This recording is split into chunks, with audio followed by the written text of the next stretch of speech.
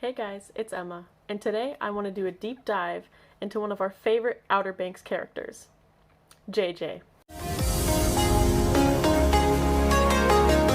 JJ has a lot to unpack, so let's start off with what we do know about him for sure. First off, his mother has passed away or is out of the picture. His father is abusive and kind of a criminal and does some hard drugs. He does have some cousins that also do some less fortunate things.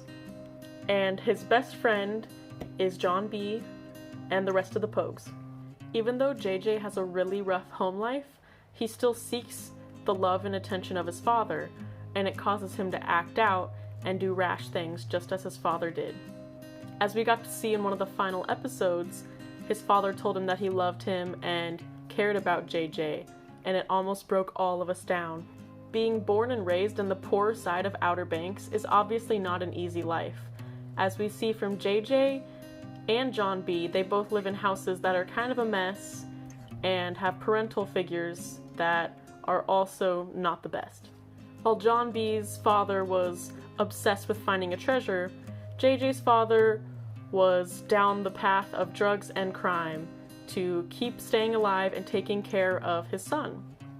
There's obviously some regret about the mother, who seems to have passed on, but maybe she is just gone. But I don't think JJ's father would be so angry to see JJ if the mother was still in the picture at least a little. Since JJ rarely mentions his mother, or actually not at all in the show I believe, he may have some sort of attachment issues that cause him to bond so closely with friends and be really afraid of change. This can cause some big problems coming up in the new season, since his best friend John B will not be in the picture and he believes him to be dead.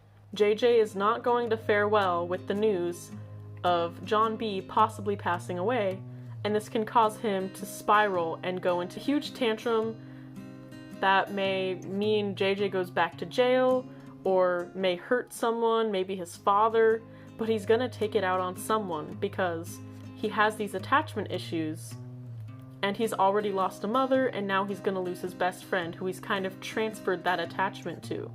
Some may say in the show that JJ has a possibly unhealthy attachment to John B, but this may just be because they're growing and they're younger boys that are just really good friends because they depend on each other when they're living in Outer Banks, as the Pogues, who are often targeted by many of the rich kids.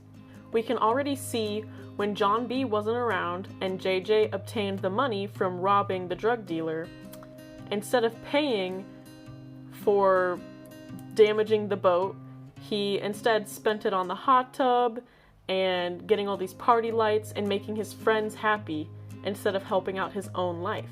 Since JJ has grown up just trying to appease his father for the longest time, he now has transitioned to just trying to appease his friends. This can put a lot of pressure on someone, causing them to break more often and also dabble in the drugs and alcohol, which he has been doing very heavily. Sorry, just had to put my hair down for that.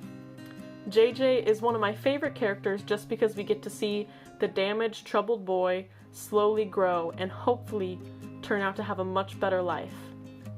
JJ hasn't really thought about college or school or anything like that, and I really want to see what he thinks his future path is going to be. I know his friends won't let him go and just be a drug dealer for the rest of his life, and I don't believe he wants that either. Even though his father has kind of fallen down the rickety path, I know deep down, even though it may seem like JJ is also going down that path, he will not let it happen. With people like Pope and Key around, hopefully he can see further into the future and find someone who needs to be depended on just as much as JJ has to give. He's already given so much of his life to his father and to John B. I know that a special someone will probably be able to balance out all this hope and loss and love that JJ has. While JJ may be tied with John B for the most conflicted and damaged character, I think he has the most room for improvement. We already saw how he took the fall for Pope, and that was a huge step in how much JJ cares and believes in his friends. Now his friends just need to take it into their own hands and show how much they believe in JJ. That will truly, I believe, help his character and build his confidence so he can further his life and go in the right direction for once. None of us want to see JJ hurt. He's one of the most lovable characters, even though he has some hot flashes and he has some major problems. We can all see that, and I really love that the series shows us that drinking and smoking is not always the best thing. It sometimes is an outlet for all this stress and anger that JJ has with his father, with his mother, and with his personal struggles. JJ is one of the least serious characters in the entire show, and it brings some comedic relief to all of us with all the stress that we have watching Outer Banks. But this lack of seriousness has also been punctured with many beatings and showing of his true side, which is actually truly serious. JJ has considered killing his father, which, when you're being abused and neglected for the majority of your life, may be something that comes across your mind more than once. He doesn't have a connection very strong with his father, and that has brought him almost to the edge of murder.